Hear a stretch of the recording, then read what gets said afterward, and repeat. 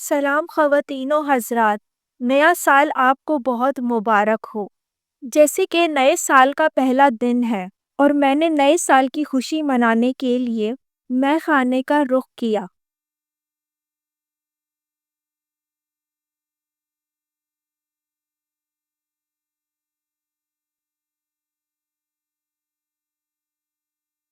وائن کی سپ لیتے ہوئے مجھے یاد آیا کہ ایک زمانے میں بھی شراب پینے سے گریز کرتی تھی، کیونکہ بچپن سے یہ ذہن میں ڈالا گیا تھا کہ شراب حرام ہے۔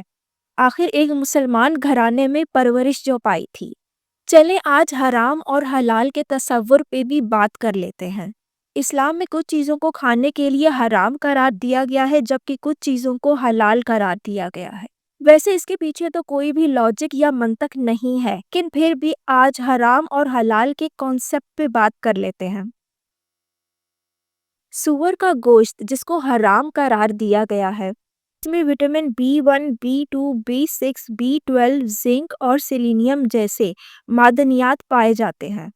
دل کی بیماریوں اور خواتین میں کامن جوڑوں کی تکلیف یعنی آسٹیوپروسس کا خطرہ بیف کی نسبت پورک میں 16% کم ہوتا ہے۔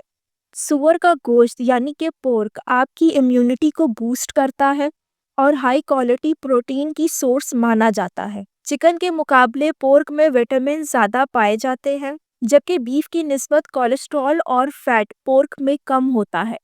اس سب کے باوجود اسلام میں پورک کو حرام قرار دیا گیا ہے، جبکہ بیف اور چکن کو حلال۔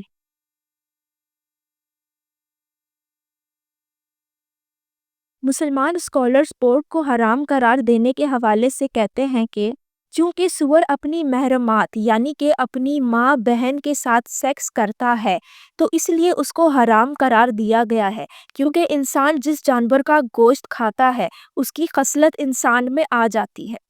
اب اس بات پہ تو مسلم اسکالرز سے یہ سوال بنتا ہے، کیا باقی تمام جانور میملز جو کہ حلال قرار دیے گئے ہیں، کیا ان کا نکاح پڑھایا جاتا ہے؟ ان کو کھانے سے پہلے ان کی ہسٹری چیک کی جاتی ہے کہ کہیں انہوں نے اپنی ماں بہن کے ساتھ سیکس تو نہیں کیا؟ لیکن اس بات کا پتہ کیسے چلے گا؟ تمام جانور انسسٹ کو اوائڈ کرتے ہیں، یعنی کہ اپنی ماں بہن سے سیکس کرنا۔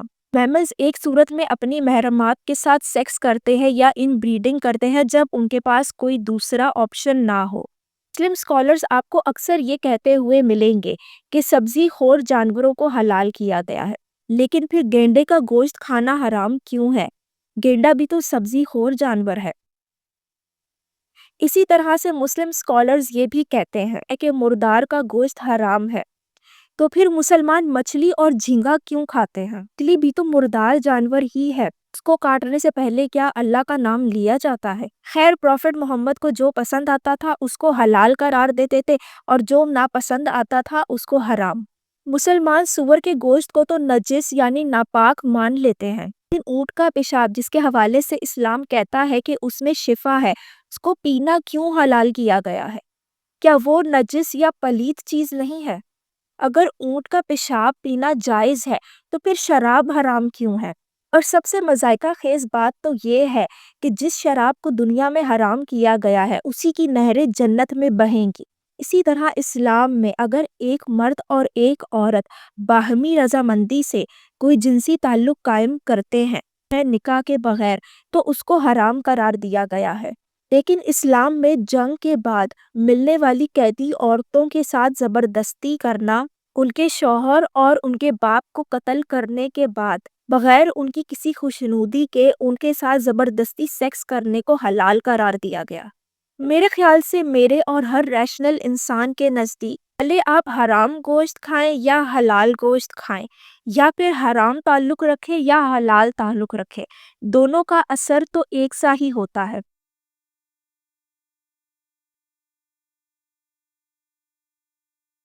ریڈ لیبل پیتے ہوئے آج کی ویڈیو کا اختتام میں اپنی ہم خیال دوست اور انسپریشن عفاف ظفر کے شعر سے کروں گی۔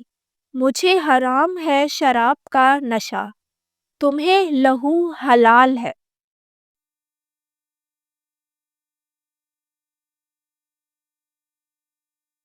مجھے حرام ہے شراب کا نشہ، تمہیں لہو حلال ہے۔